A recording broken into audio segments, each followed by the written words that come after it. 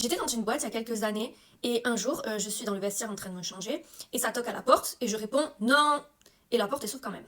Et là j'entends une voix de mec qui dit oups pardon et il referme la porte. Et après j'entends qu'il est allé raconter à tout le monde qu'il m'avait vu en sous-vêtements. Or c'était sa fierté, il était tout content, il était tout fier, il s'en est vanté partout à ses collègues hommes. Le narcissique toxique il s'en fout en fait totalement de ce qu'il a fait. Intrusion après un non, irrespect, violation d'intimité, en fait tout ça ça n'existe pas pour lui parce qu'il a droit à tout, il se permet tout. Lui, ce qu'il voit, c'est j'ai une info sur cette personne, je peux exister socialement avec ça.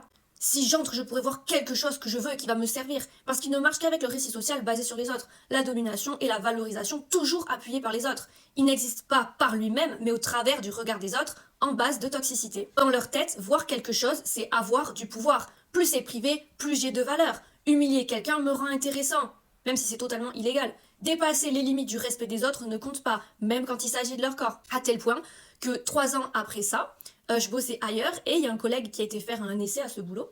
Et le même mec, quand il a su que j'étais sa collègue, il lui a raconté oh, tu sais pas quoi, une fois on pourrait croire que ce sont juste des oh, ça va, oh, il a pas fait exprès.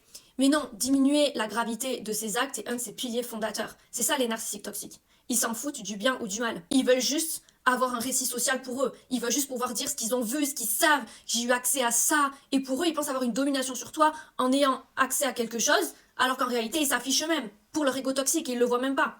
Et tout ça, ça vient de leur croyance. Je me permets tout dans l'espace de l'autre. Je fais ce que je veux. Les autres, leur image, leur vie privée et corps m'appartiennent. Ce que je prends, je le mérite. Le corps des autres est accessible. Si je peux le faire, j'ai le droit. En fait, ils ont droit à tout.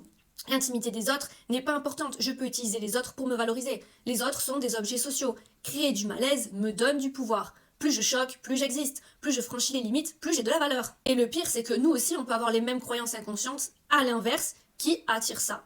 Quand tu as grandi dans une famille narcissique toxique ou avec un grand manque de confiance, tu peux avoir les croyances aussi sans savoir que les autres peuvent dépasser mes limites, je dois tolérer les respects, je ne suis pas protégée, ce que je ressens n'est pas important, etc., etc., etc. Parce que c'est ce qu'on t'a appris. Et ça attire exactement ce genre de prédateurs. Et tant que tu conscientises pas ça, tu continues sans le vouloir à les attirer. Faites vos libérations, prenez soin de vous, je vous aime. Mouah.